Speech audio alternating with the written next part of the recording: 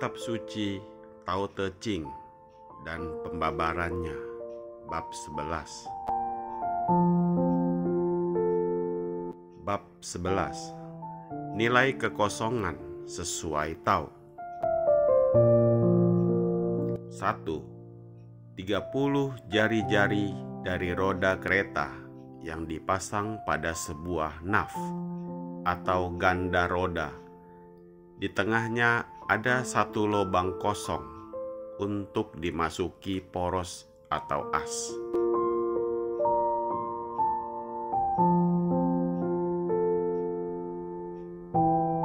Oleh karena ada lubang kosong itu, maka roda dapat berputar hingga kereta dapat bergerak. 2. Benda-benda keramik, misalnya gelas, cangkir, mangkuk, dan sebagainya, dapat dipakai karena adanya bagian yang kosong. Kalau cangkir tidak mempunyai bagian kosong, tentu tak ada gunanya, tak dapat dipakai untuk tempat teh atau lainnya.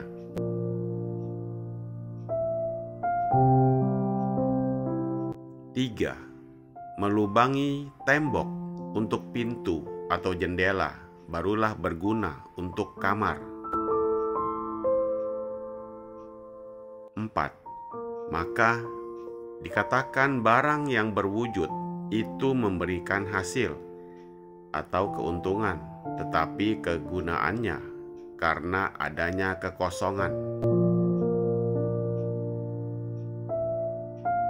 Di dunia ini, umumnya orang tak mengenal nilai kekosongan. Bahkan kebanyakan orang merasa jemu dan memandang rendah pada segala sesuatu yang kosong. Misalnya kantong kosong, ruangan rumah kosong yang tak ada perabotannya, lemari kosong yang tak ada barang-barangnya, atau peti uang kosong yang tak ada hartanya. Semuanya ini oleh umumnya orang dipandang menjemukan.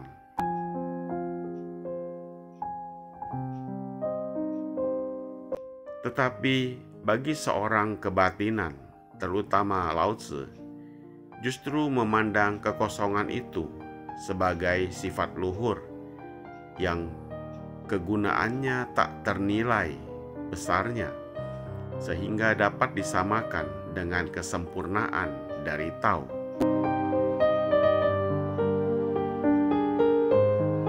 Semua orang mengetahui kegunaan kereta yang dapat mengangkut orang dari satu ke lain tempat, tetapi tidak semua orang menyadari bahwa intinya terletak pada kekosongan dari naf atau gandar roda.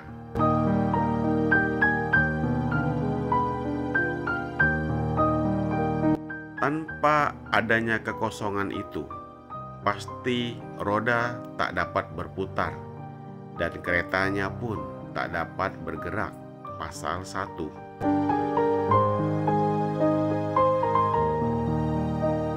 Umumnya orang hanya memperhatikan bagian-bagian yang kelihatan saja, misalnya model yang mungil, warna yang indah, atau gambar yang bagus, dan lain sebagainya. Tetapi mereka lupa pada bagian yang paling penting, yaitu yang justru bagian yang kosong. Pasal 2.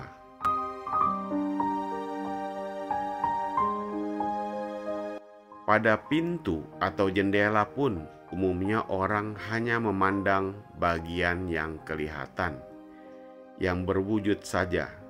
Misalnya catnya halus, gerendelnya indah, atau kuncinya bagus, dan sebagainya.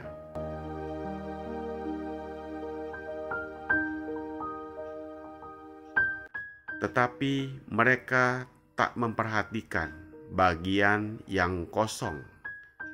Bila pintu tak ada lubangnya, tentu orang tak dapat keluar masuk melewatinya.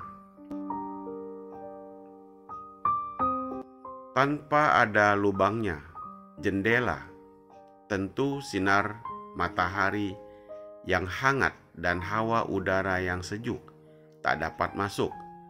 Maka justru bagian yang kosong itulah yang paling utama dan besar sekali manfaatnya.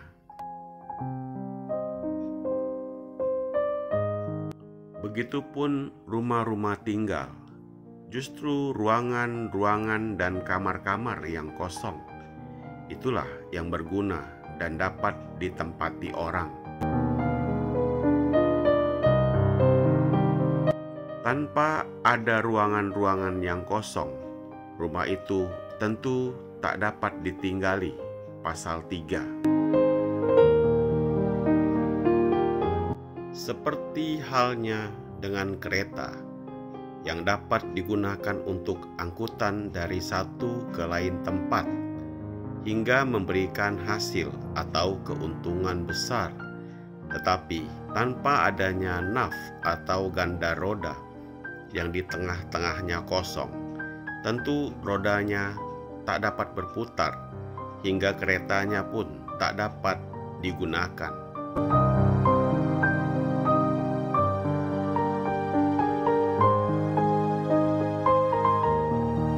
Maka dikatakan meskipun yang berwujud itu memberi keuntungan, tetapi justru yang kosong itu memberi kegunaan.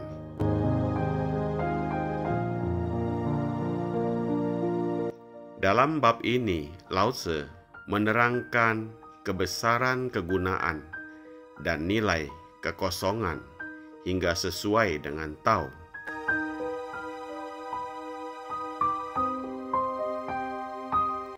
Terutama dalam bidang kebatinan, justru kekosongan itu memegang peranan yang amat penting dan menjadi syarat pokok untuk memperoleh kemajuan. Dalam meditasinya yang dilakukan setiap hari, orang kebatinan berusaha untuk mengosongkan pikirannya dari segala masalah dunia hingga batinnya bersih dan pikirannya jernih.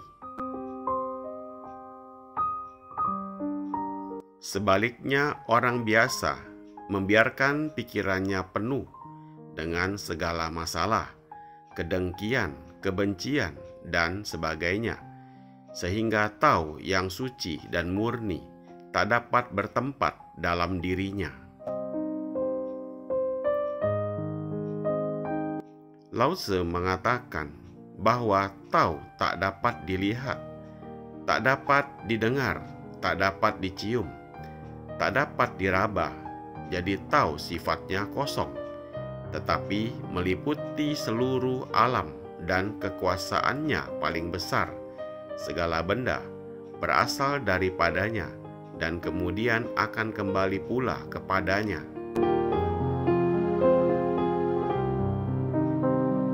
Siapa yang dapat mempersatukan diri dengan Tao, ia akan sempurna hidupnya.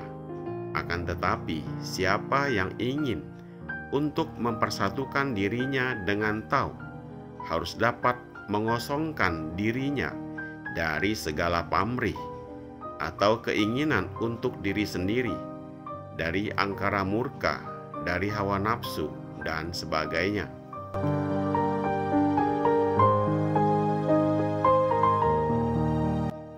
Sehingga benar-benar menjadi bersih. Setelah demikian, dengan sendirinya, Tao akan bertempat dalam dirinya.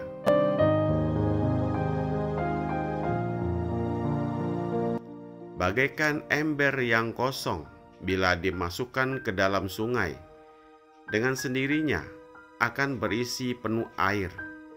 Demikian pun orang-orang budiman yang hatinya kosong dari segala keinginan dan bebas dari sang aku akan bersatu di dalam Tao. Pasal 4.